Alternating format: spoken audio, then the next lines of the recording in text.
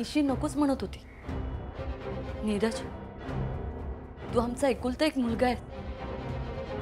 आमच्या सुनेच्या बाबतीत आम्ही काही हौसमौस करू शकत नाही का? मला माझ्या इन्कम मध्ये जमेल मी तितकंच माझ्या बायकोची हौस करणार आहे.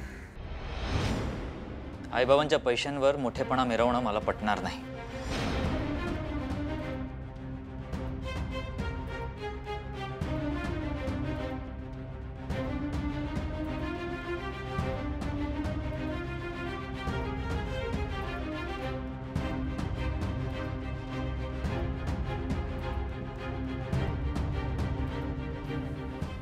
ठीक आहे,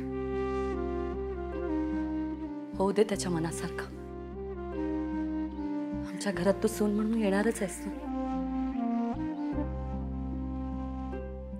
एकदा का नीरजची नाराजी दूर झाली की मी माझ्या सुनेचे खूप लाड करेन. निशी, तुझे दादा घरी आहेत का? माझं जरा काम होतं त्यांच्याकडे. नाही, ते बाहेर गेलेत आणि केव्हा येतील काही सांगता येत नाही. बंधू, बरं झालं तू त्यांच्याशी बोललास. त्यांच्या लक्षातच येत नव्हतं ना आपलं काय. अरे गुरुजी नमस्कार. नमस्कार दादा. नमस्कार. काय म्हणतास? तुमच्या आशीर्वादाने सगळं व्यवस्थित चाललंय. अहो, माझे आशीर्वाद कसले, सगळा तुमचा पुण्य. बरे, लेकीच्या लग्नाचा पुढे कसा काय? खरं तर गुरुजी, 1-2 दिवसात मी आणि उमा तुमच्याशी बोलणी करायला येणारच होतो. असं डोक्यात आहे की या गुढीपाडव्याला निशीचा साखरपुडा करायचा. अरे वा, उत्तम. 3:30 मुहूर्तातले एक मुहूर्त हा. खुशाल करून घ्यावा हे शुभ कार्य. हो, पण तुम्ही साखरपुड्याला येवाच हा गुरुजी. आणि तुम्ही साखरपुड्यासाठी आलात की दोघांची पत्रिका बघून लग्नासाठी 2-4 चांगले मुहूर्त बघून टाकू. तुम्ही म्हणालास तर आता येणारच. बरं दादा, येते मी. तुझ्या ऐक. ठीक येते. दादा, आता घाई करू हवी. नाही ना म्हणतं हे दिवस कधी जातील ना कळणार पण नाही. अजून तयारी बाकी या, खरेदी बाकी या, दागिन्यांचं पण बघू कावा. आणि सगळ्यात महत्वाचं काय तर मानपान. बरोबर, अगदी बरोबर बोललास. कोणाचं मानपान चुकलो ना तर वर्षभर वैर करून ठेवीत आपण.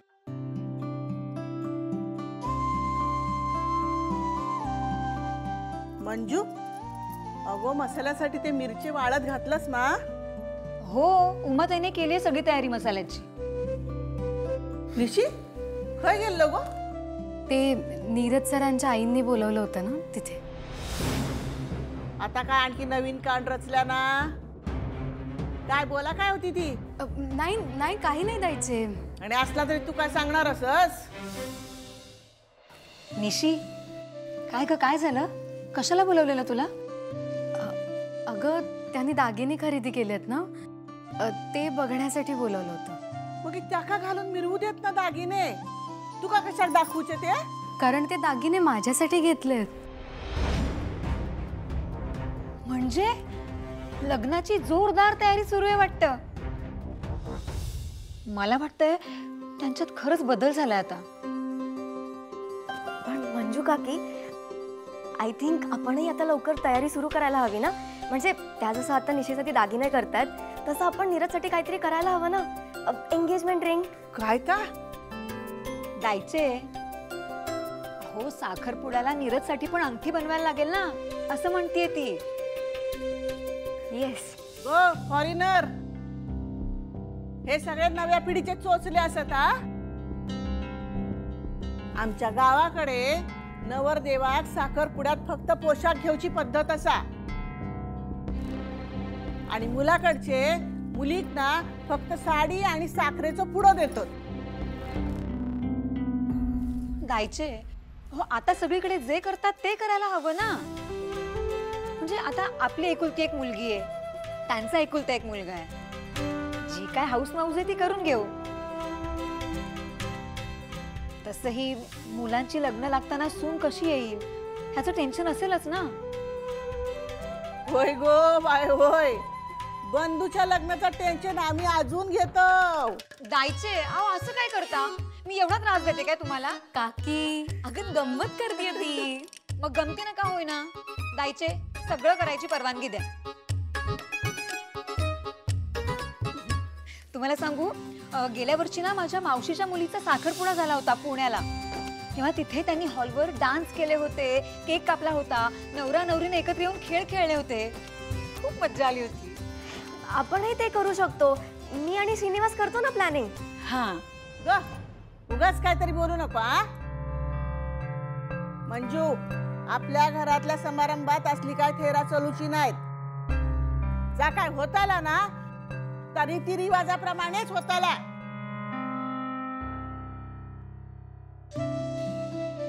जायचे. हे बघ, तू जे म्हणतेस ना आपण अगदी तसंच करू. बरं मंजू काकी, दादा कधी येणार आहेत काही माहिती आहे का? नाही, ते नीरज सरांच्या आईंचं काहीतरी काम होतं. म्हणजे सगळ्यांसाठी दागिने करणार आहेत का ते आता? लागला लागला सपना बघू. अगो पुन्हा काहीतरी करून चांगल्या कामात खोडो घालीत असतात ती कैदाशीन. का आपला दागिन्यांचा पडला पुढे घ्या खायला.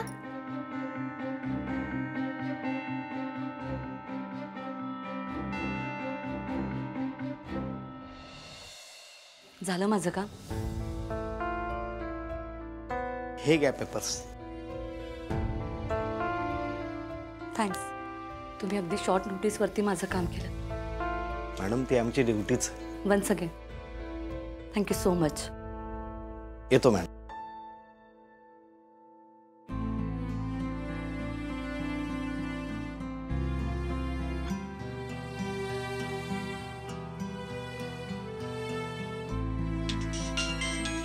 हॅलो, निशी बेटा, बोला ना. तुझे दादा घरी आले आहेत का? हो, आलेत ते. ठीक आहे, मी येते तुमच्या घरी. निशी, माझं जरा काम करशील? काय? नीरजला फोन करून तू तुमच्या घरी बोलावून घे. पण हॅलो हॅलो, काय काम असेल त्यांचं? निशी, काय झालं?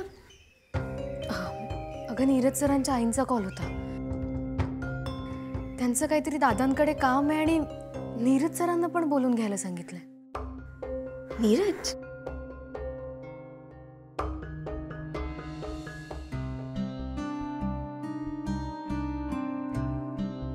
ह्या बाईचं नक्की काय काम असा? आता तुम्ही त्याच्याबरोबर सोयरीक जुळूचा मनावरच घेतलास ना, मग आता या दुखणा कायमचाच असणार.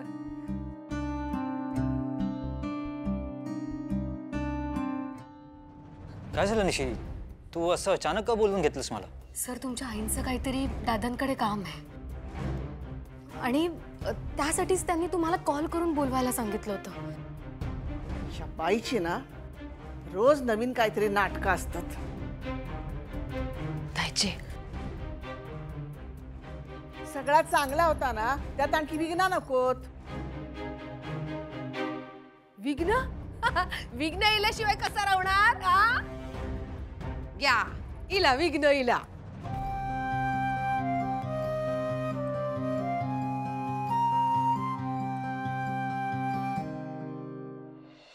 माफ करा मला, मी तुम्हाला त्रास देते.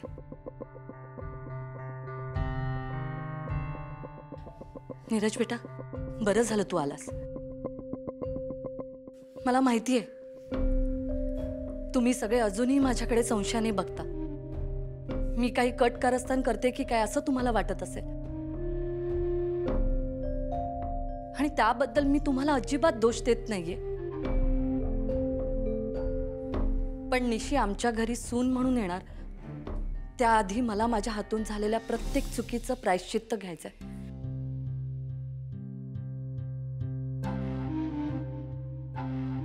आणि ह्यापुढे माझ्याकडून फक्त त्या दिशेनेच प्रयत्न होतील.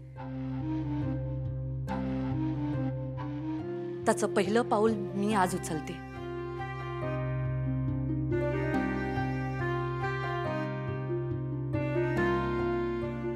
मी लालिताईंकडून जमीन विकत घेतली होती. त्याचे हे पेपर्स.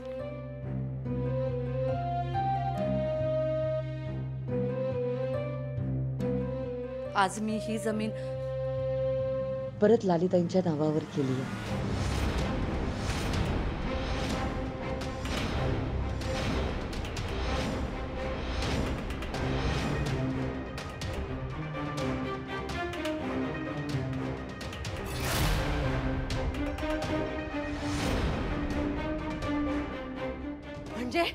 म्हणजे आता तुका सगळे पैसे परत करूचे, ते पण बाजार भावान?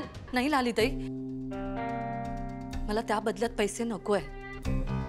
मला आता कशाचाच मोह उरलेला नाहीये. फक्त एक चांगलं काम निशीच्या हाताने व्हावं अशी माझी इच्छा आहे. तिच्या हातून लालिताईंना पेपर्स दिले तर आपल्या नात्यात आलेला दुरावा कदाचित कमी होईल.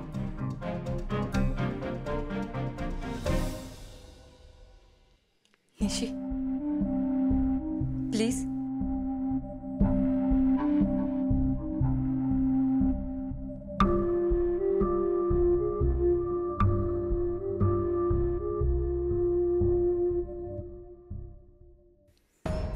रघुनाथराव, दायचे, चूक झालीये हे कबूल करणं, त्याचा पश्चाताप करणं, ह्याची पुढची पायरी आहे झालेली चूक सुधारणं. मग तुम्ही ती संधी मला देणार नाही आहेत का?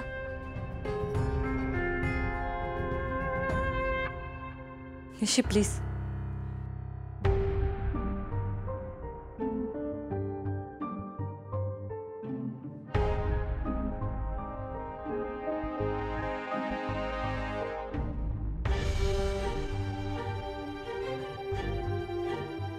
हे घे निशी.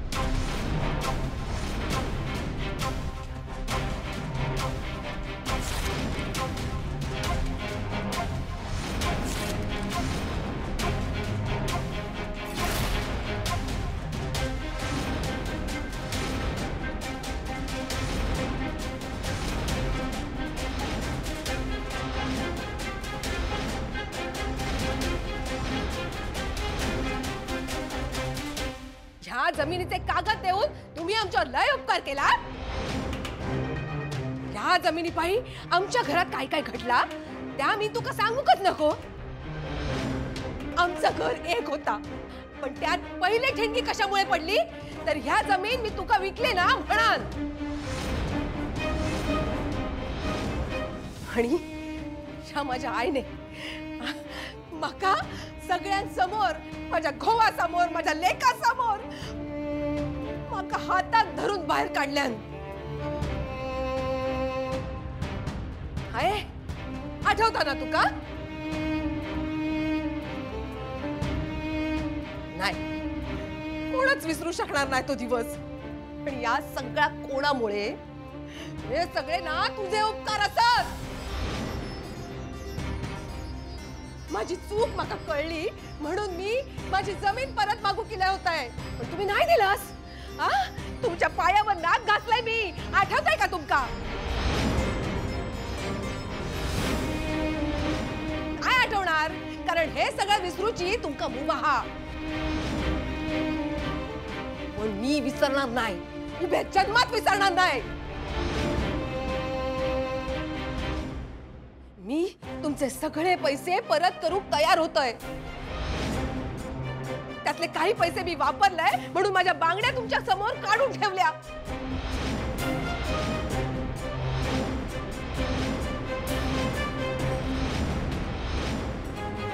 तुम्ही ऐकलाच नाही, माका हाकलून दिला घरातून. बाजार भावाने पैसे आण म्हणालास ना. आणि आज त्याच जमिनीचे पेपर आणून देतास. हे बाय माझे, म्हणजे आता तुमचे पाय धुवून पाणी पिऊक वया मका. आणतोय पाणी आता. या तुम्ही. लालीताई नको, लालीताई नको. या ना. लालीताई नको. नको का नको. तुमच्यामुळे माझ्या माझ्यावरचो विश्वास उडालो. घरातली सगळ्या जणांची माझ्याकडे बघण्याची नजर बदलली.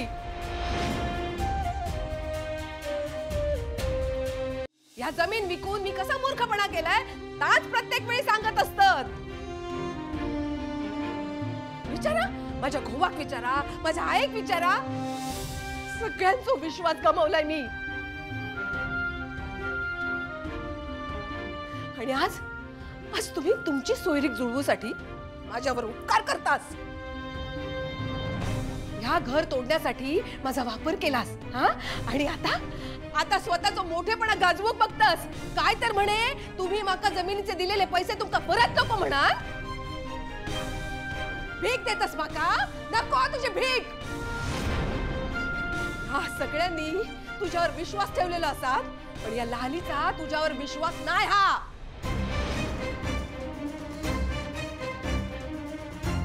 ती जमीन माझ्या नावावर करण्यामागे ना तुझो नक्की काहीतरी मोठो डाव असा या माका नक्की माहिता. पण या लाली तुझ्या कुठल्याही डावात फसणार नाही. लाली जरा शांत हो. नाही रघुनाथराव, त्यांना बोलू द्या. जे मनात साचलाय ना त्याचा निचरा होऊन जाऊ द्या. मला राग नाही येणार. एका परीने हेच माझं प्रायश्चित्त आहे. मी जे डिझर्व करते तेच त्या मला देत आहेत. ह्याच्यापेक्षा पण मोठी शिक्षा देऊ वय तुका. वर जो बसलो हा ना तो सगळा बघता. सगळं हिशोबा त्याच्याकडे. कधी भला नाही होऊचा तुझा. मेघना सचदेव कधी भला नाही होऊचा तुझा.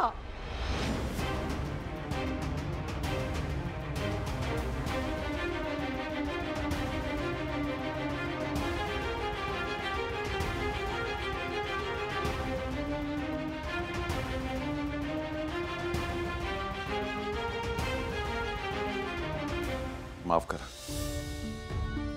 आजपर्यंत जे काही झालं त्यामुळे माझ्या बहिणीच्या मनावर खोलवर परिणाम झालेला आहे. तुम्ही कृपा करून मनाला लावून घेऊ नका. नाही रघुनाथराव, तुम्ही कशाला माफी मागताय. हे जे काही झालंय ते सगळं माझ्यामुळे झालं. ही सगळी माझी चूक आहे. उलट मीच तुमची माफी मागते. अहो काय करते तुम्ही.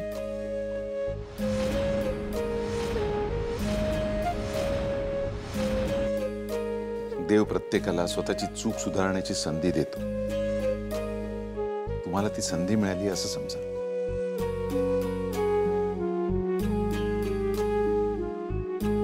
मेघना मॅडम, सॉरी. लाली जे बोलली ते फार मनाला लावून घेऊ नका प्लीज. ती भावनेच्या भरात बोलली आहे सगळं. मी समजावीन तिला. तिला माफ करा प्लीज. वा वा वा. आता फक्त त्या बाईच्या पायात लोटांगण घ्यायचा तेवढा बाकी राहिला. तेवढा एकदाचा घ्यावा म्हणजे झाला. रघुनाथा, त्या बाईक जा हव्या होता ना तर त्याका गावला रे. लाली कागद फाडून टाकले म्हणजे तर जमीन त्याच्याच नावावर झाली ना. नाही नाही, तसं नाही होणार. त्यांनी हे पेपर्स फाडले असले तरी कागदोपत्री त्या जमिनीवर लालीताईंचंच नाव आहे. तुम्ही तहसीलदार ऑफिसमध्ये जाऊन ती कागदपत्र परत बनवून घेऊ शकता. मला त्या जमिनीचा आता मोह राहिलेला नाहीये. मोह आहे तो माझ्या मुलाच्या आणि भावी सुनेच्या आनंदाचा.